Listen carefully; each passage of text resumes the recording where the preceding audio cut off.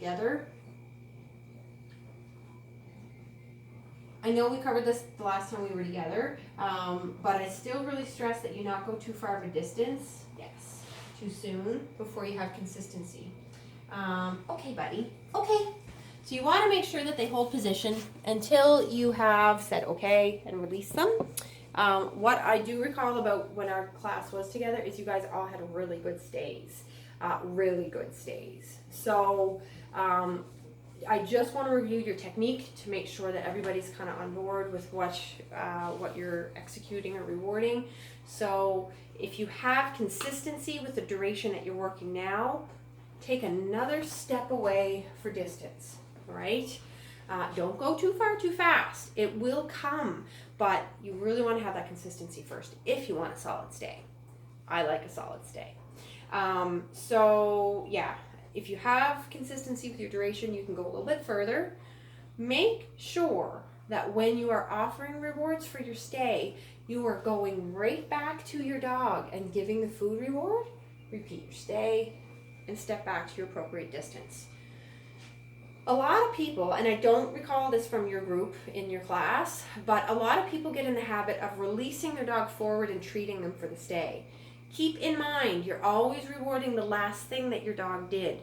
So if you're trying to train a stay, and in that moment you're working on stay, go to your dog. Give the treats while they're holding the stay, while they're holding that position. Utmost importance. Some people like to give a treat on the release. I'm not one of those people. I don't think there's anything wrong with it, but I don't do it. I like my dog to know the paycheck is for holding position, period. It's the only thing you're going to get food for. It's the only thing you're going to get toy for, is holding that position. At the end, when they're done, the release and that forward movement and that free movement is the reward at the end. So I don't add a cookie to that. The cookies are for staying. So yeah, that's your sit stay. I'd love to have a video of that too, please. If you could, send me your video. I want to make sure your technique is good and that your dogs are kind of progressing and have some consistency with that. So to review the videos, I'd love to see you guys send me. You can send me whatever you like. I'd love to see what your downs look like. Be still, okay? I want to talk a little bit more about that before I sign off. And your sit stay. I'd like to see how those are going. With your be still exercise, the times that you're going to use it once there is an understanding in place with it, you're going to use it when your pup is, or your dog is overexcited, scared, typically just overexcited, when people are coming into the house, if they are excited out on a walk, at somebody walking by.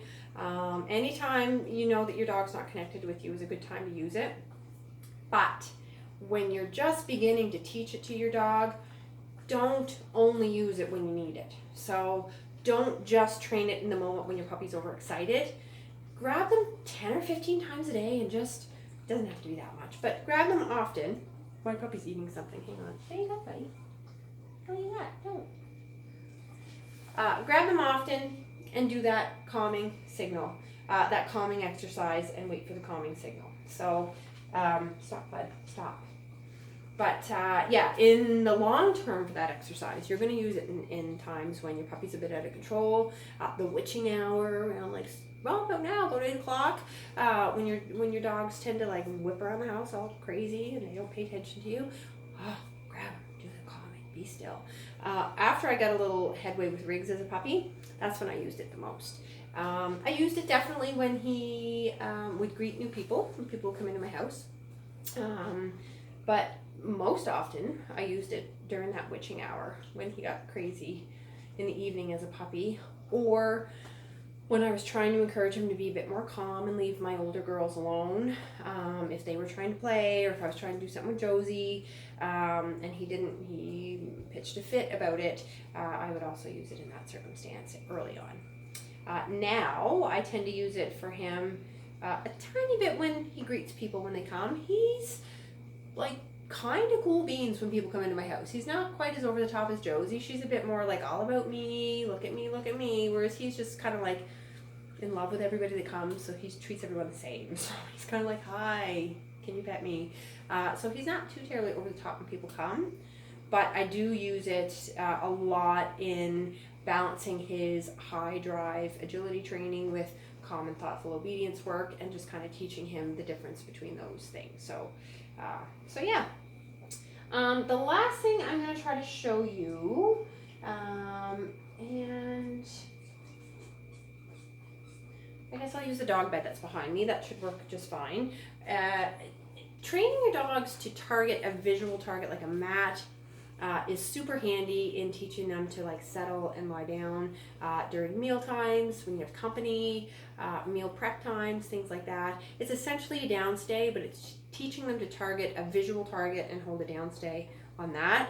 I don't typically use a dog bed for my dogs when I teach this, but right now I'm on a big mat that I had for my old grandma dog when she was sleeping on my floor. So I'm just going to use this dog bed as a visual target instead. Basically, the visual target is just something that is different from the floor, or different from, you know, wherever it is that you're working. Sorry, I keep adjusting my video. Hopefully I'll work out the quirks as to what works best to get this done properly. Hey, bud. Okay. Hi. So he's like laying on a mat by my door, so that's why I'm not going to use the mat. I'm going to use this dog bed instead. So when you first start teaching this to your dogs, what you want to do is you want to simply mark and reward them for stepping on, yes, whatever the visual target is that you're using. In this case with Riggs, it's going to be this dog bed. Typically in class when I teach it, it's on a mat. Yes. Okay, so I make it meaningful for him to go to this mat. I make it rewarding. Yes. So he already knows this behavior. Again, I don't always work it on the dog bed, but the beauty of teaching a mat target is that dogs will target any visual target you give them and do the behavior that they learned. So the end game for this is to do a downstay. The beginning game is to just teach them to go to the mat for a reward. Okay, bud, come on. Okay, so I'll just move him away and see if he decides that it's a good idea to go back. Yes. Okay, so again, for my guy, because he already knows the lie down behavior on the mat, that's what he's going to offer. For your dogs, I do not care. Anything will do. Mostly just knowing that they should go to that mat for a treat. Okay, bud. Hop, hop, hop. Hey, boy. Hey, boy. Yes. So again, this is an example of shaping, capturing your dog's natural choice. I don't teach this exercise with too much guidance. I allow the dog to, I make their choices simple. I hang around the mat with the dog bed. And when they offer their paws on it, I start marking that, making it meaningful and significant to the dog that they go to that place.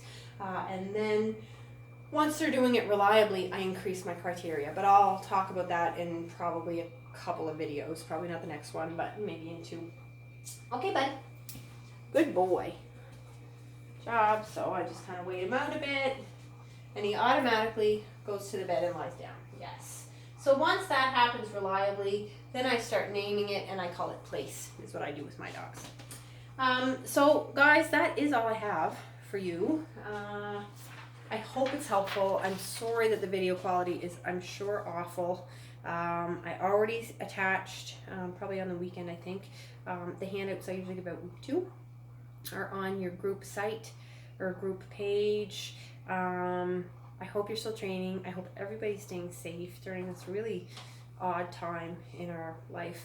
And please send me questions, videos, anything. I miss you all very much. I miss training dogs. I'm enjoying having time to spend with my own and train them a little bit more, but I really miss the group stuff. So this is me signing off. Send your videos, questions. Thank you. Night.